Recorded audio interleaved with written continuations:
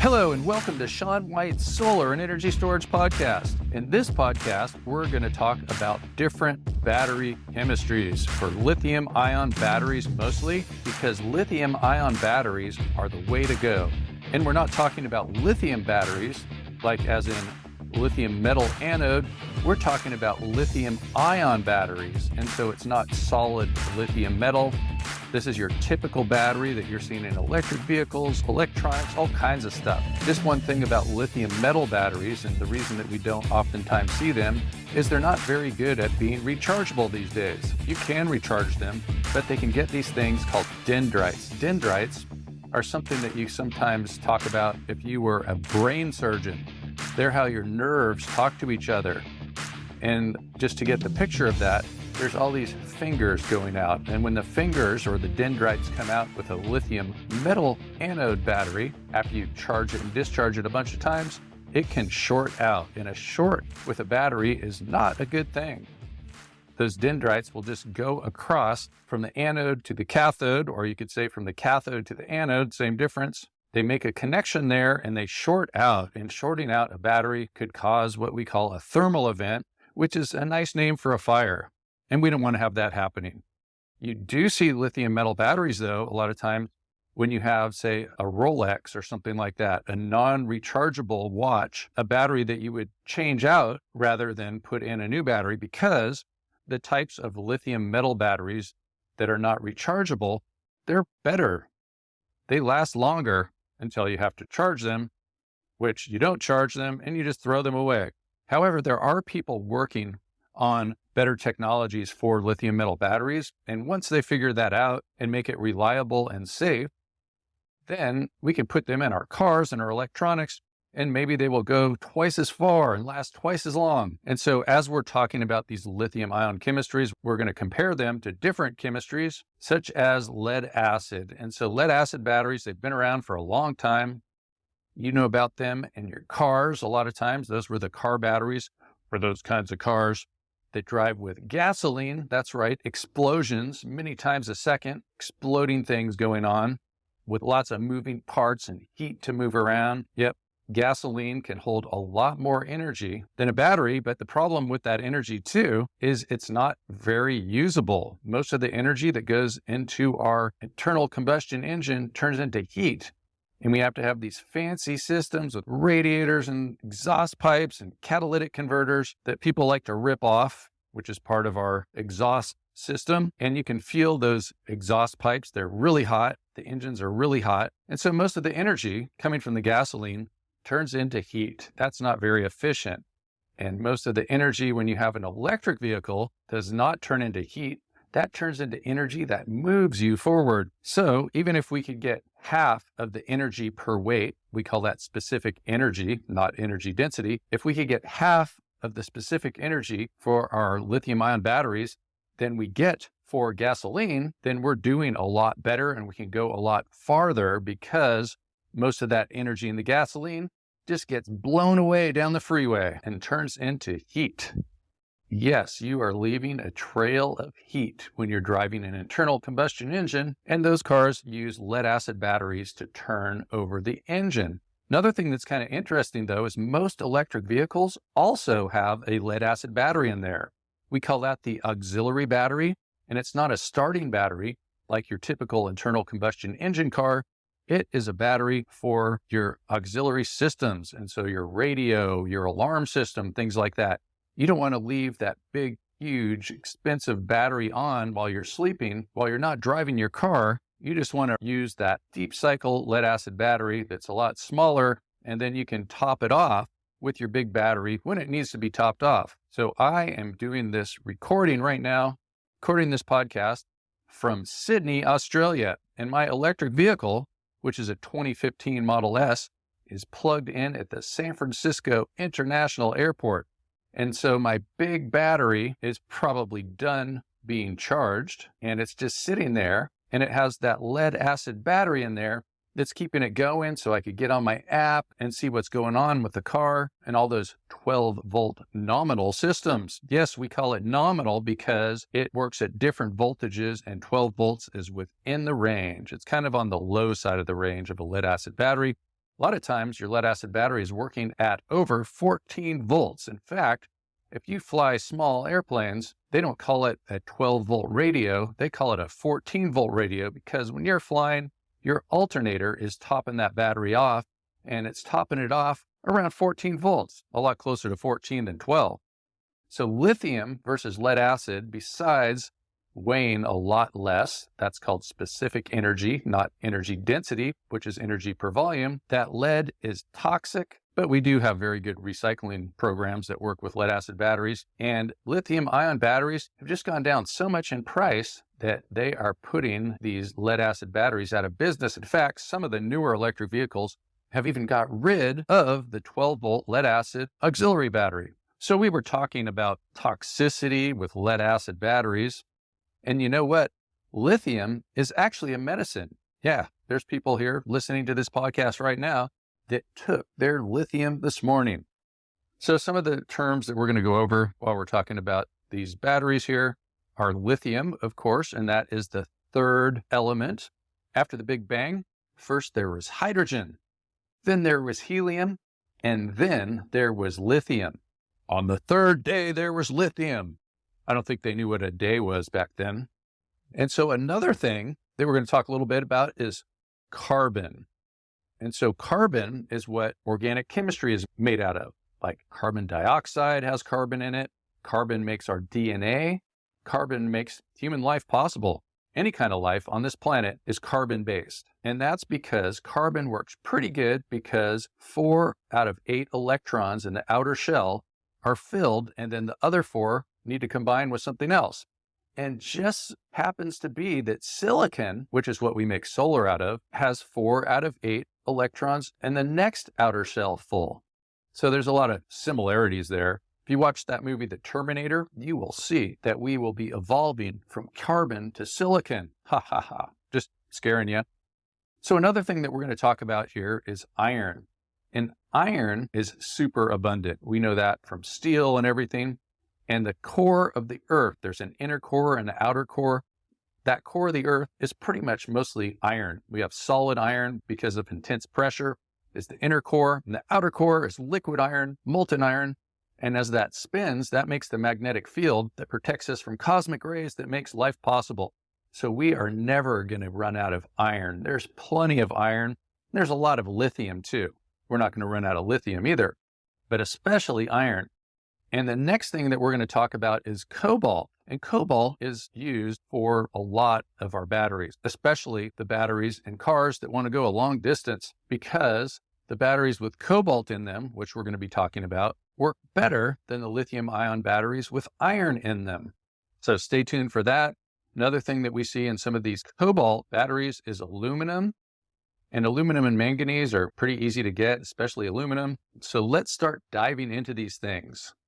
And what I'm going to tell you about right now are the 3 types of chemistries that we're seeing with these lithium-ion batteries. And sometimes people get mixed up and they say lithium-ion, lithium-iron. And so let's talk about that a little bit. Lithium iron phosphate. And by the way, Fe for ferrous is the symbol Fe on the periodic table of elements that we see for iron. So a lot of times when people say iron, they say it with the letter F. So isn't that weird? Iron is an F word, a 4-letter word. I-R-O-N, symbolized by F. And if you don't get that right on your test, you get an F. So for lithium iron phosphate, we see that oftentimes abbreviated as LFP. Sometimes people put LiFePo down when they're talking about it, LiFePo.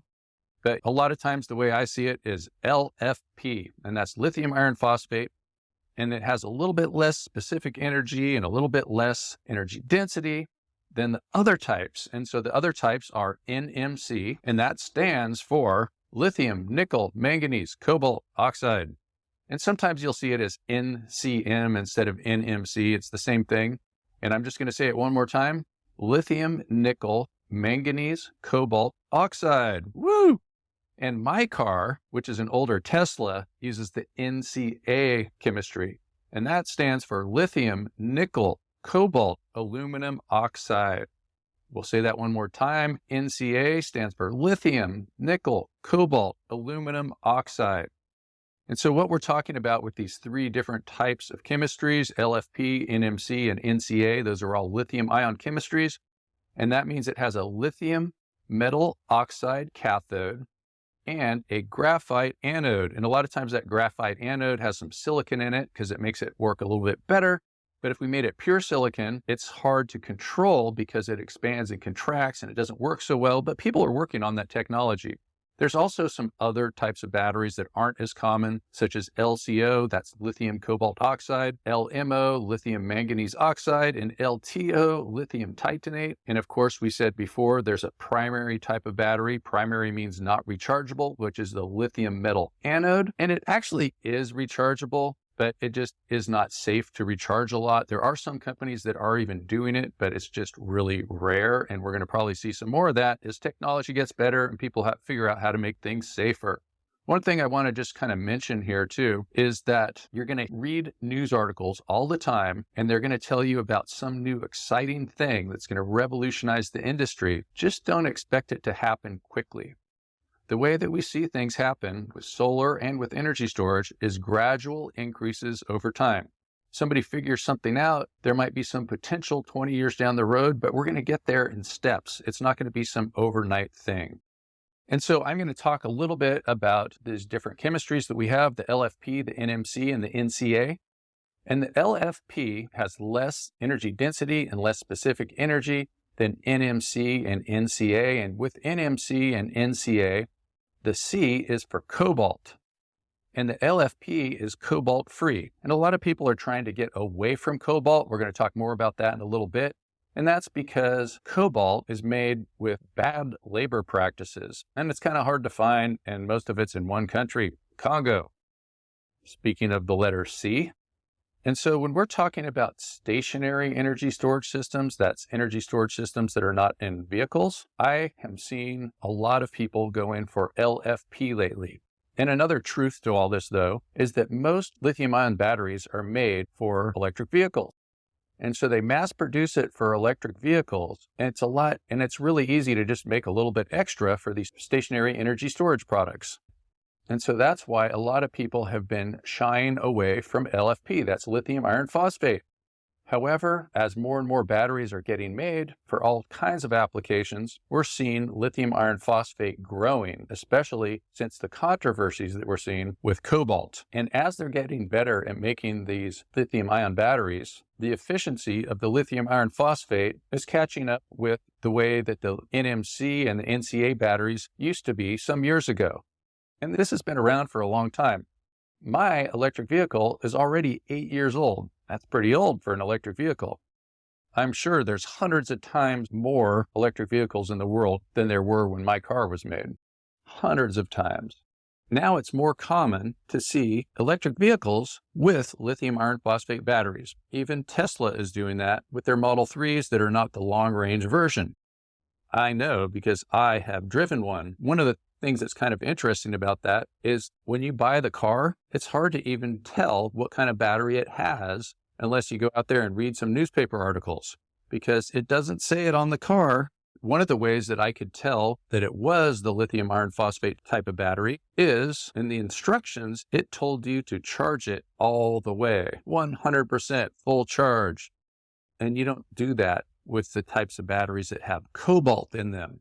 Another term that sometimes people use for the NMC and the NCA batteries that want cobalt in them is they call it trinary, because it has these three different things besides lithium, like nickel, manganese, and cobalt for the NMC, or nickel, cobalt, and aluminum for the NCA. Tri, where LFP, they have to put the L there, but I guess what would we call that? Binary, because it has F and P in it besides the L. We just like to have these three-letter abbreviations. And so one of the things that we're going to talk about with these batteries is the nominal voltage. And that's the voltage in name. So it's somewhere in the middle of the voltage range. And with these trinary batteries, that's the NMC and the NCA, the nominal voltage is 3.6 volts. But that also means that we could charge it more, maybe up to 4.2 volts. And then our cutoff might be somewhere between 2.5 and 3 volts. And these voltages too have to do with the state of charge, but also if you're charging it or have a load on it. So if you want to make your battery last longer, you don't overcharge it or undercharge it. And now the nominal voltage of the LFP battery, that's the lithium iron phosphate type of battery, is 3.2 volts. And that particular battery, you want to keep it between 3.6 volts and 2.5 volts.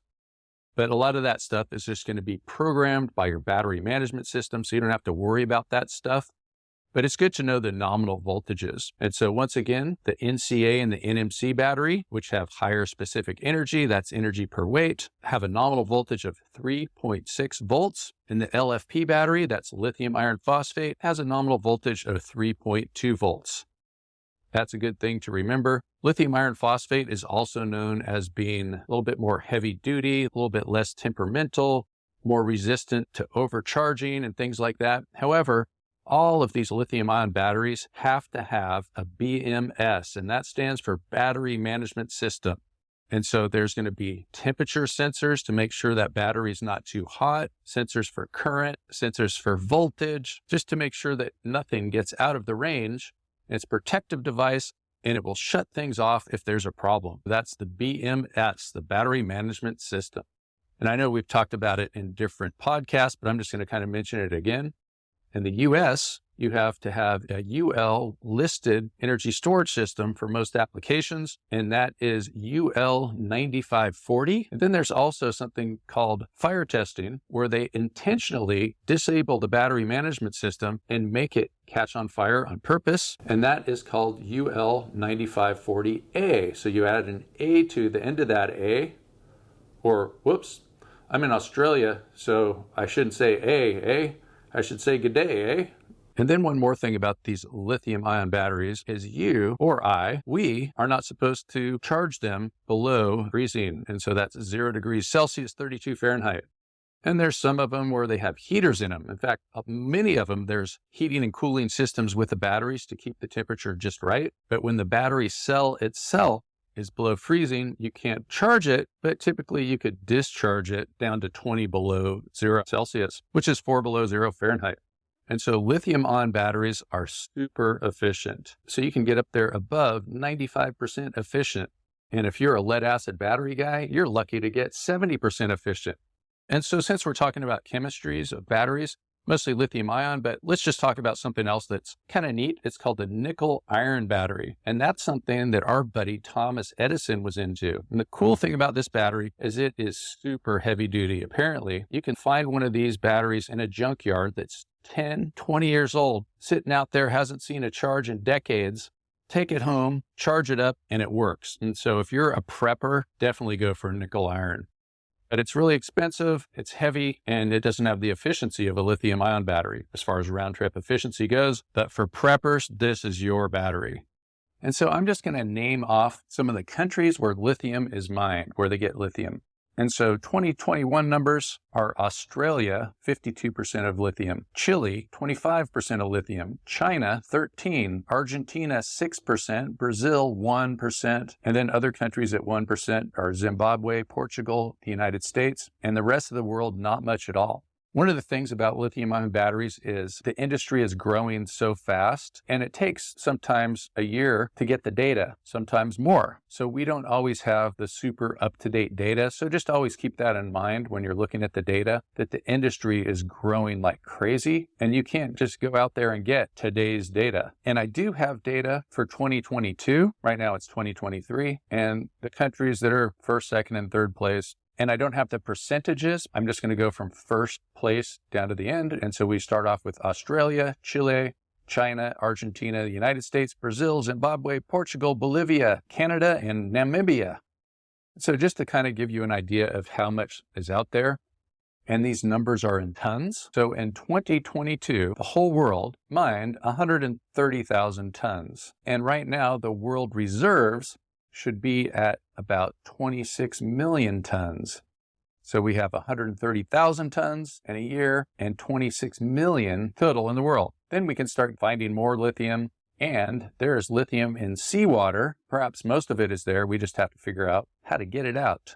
And so next, we're going to talk about a sensitive subject, which is cobalt. So the DRC, that's the Democratic Republic of the Congo. That's where half of the cobalt in the world is. And also in the Congo, China owns a lot of those mines. Then we have some other places with some cobalt, like Australia, Cuba, Philippines, and some other countries. But pretty much most of the cobalt is in the Congo. Maybe they should change the name of the country to the Cobalt instead of the Congo. And there have been some articles, such as in the Financial Times, about Australia trying to cash in on the cobalt because of the supply chain concerns that we're going to talk about in a little bit. So right about now, 98.3% of the cobalt mined is coming out of the Congo. But once again, the numbers can be different depending on your source and where you're looking.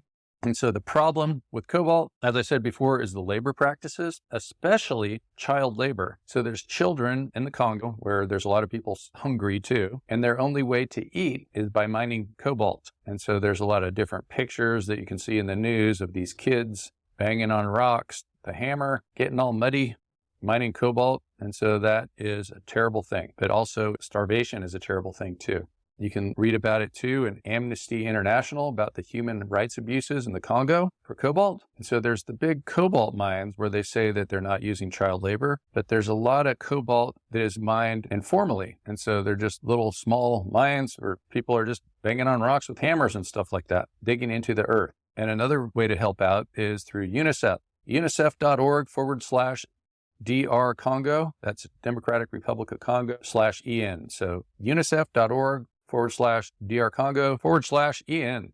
Help these kids out, get them a meal. And so there's a lot of companies that are trying to figure out how to do sustainable cobalt. Another problem that I think that they would have too with a lot of things is how do you track where the cobalt came from? So there's probably cobalt out there that people say was not made with child labor that was. So a good percentage of lithium-ion batteries are made with cobalt, and perhaps the solution is going to be those lithium iron phosphate batteries.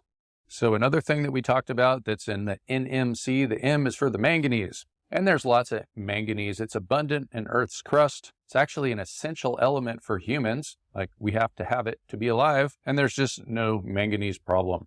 Manganese was even used for the pigments on the Paleolithic cave paintings. So that means Stone Age. Nickel is all over the place. It's in our money, and we have a lot of nickel in our batteries. In fact, by weight, maybe we should just call them nickel batteries. So we're looking at the NMC, that's nickel, manganese, cobalt, and the NCA, nickel, cobalt, aluminum, and the nickel. Did you know that if you melted down a nickel, that's 5 cents, you could get 10 cents just for the metal? What a deal. We should all be nickel melters. I did read a book by this guy named Tony Robbins, and there was somebody in his book that bought 20 million nickels. That's $1 million worth of nickels, and put them in his room because he knew that that would be worth double of what he paid for it. You just never know when you're going to need to melt down your nickels. So there's different ratios too that we're seeing, and they're trying to get ratios of these different elements to be different. And so we have the 1-1-1, which is 1/3 nickel, 1/3 manganese, and 1/3 cobalt. And we're seeing just some different recipes to get rid of having to use so much cobalt, like the 532 or the 622. And so here comes Iron Man, lithium iron phosphate. No cobalt. It does have less energy and less voltage, but it's more thermally stable. It's tolerant to a full charge. For instance, my NCA battery, that's lithium, nickel, cobalt, aluminum oxide, my car, I don't ever charge it to a full charge. I could, it would still work, but it might not last as long. And I want my battery to last for a really long time. Sometimes when I'm going on a long trip, I might charge it a little bit more, but typically I keep it between 20 and 80. I figure that's a pretty good place to keep it. When I'm gone for a while on a trip, I might bring it to 75, and then when I'm on my way home, top it off to 80 when it's plugged into the charger. Another thing too that's kind of interesting about the lithium iron phosphate is some people use it to replace the lead acid battery. And so remember, the lead acid battery is 12 volts nominal. And if you have these 3.2 volt lithium iron phosphate battery cells, you put 4 in series and you get 12.8 volts, which is close to the 12 volt car battery that you're charging up to 14.4. The problem is if you go on a long trip, you will be trickle charging that battery, and you don't trickle charge lithium ion batteries. And so it won't be good for the lithium iron phosphate battery. And if you were using a different type of lithium battery with cobalt, it could be a bad thing. Another thing too is we're talking about replacing the 12-volt lead acid battery. So the 12-volt lead acid battery is made up of 6 cells that are 2 volts nominal. So I think we've gone over these chemistries pretty much. I think that's a good thing. And I want to leave you with a way to save children's lives. Yes, children's lives. You know those little button cells, those little ones that come in the electronics, maybe in your kids' toys and things like that? You know how you have to get that little watch-style screwdriver to take the back off to change out those batteries? Well, every year, 2,800 children in the United States have to go into the emergency room for swallowing those button cell batteries, like a watch battery. So make sure that you don't have those watch batteries, those little button cell type batteries, anywhere where a kid can get their hands on them. And another thing too is lithium-ion batteries have very high short circuit currents. You can get a lithium-ion battery that looks a lot like a AA battery or a flashlight battery. And I know because I have one. I bought the same type of battery that I have in my car. It's called an 18650. That's 18 by 65 millimeters. And there have been people that put those in their pockets with change, with some coins, and got serious burns on their legs. So don't go sticking a lithium-ion battery into your pocket unless it is protected. So I hope you enjoyed this podcast. I hope you know more about lithium-ion battery chemistries. And thanks for listening to Sean White's Solar and Energy Storage Podcast.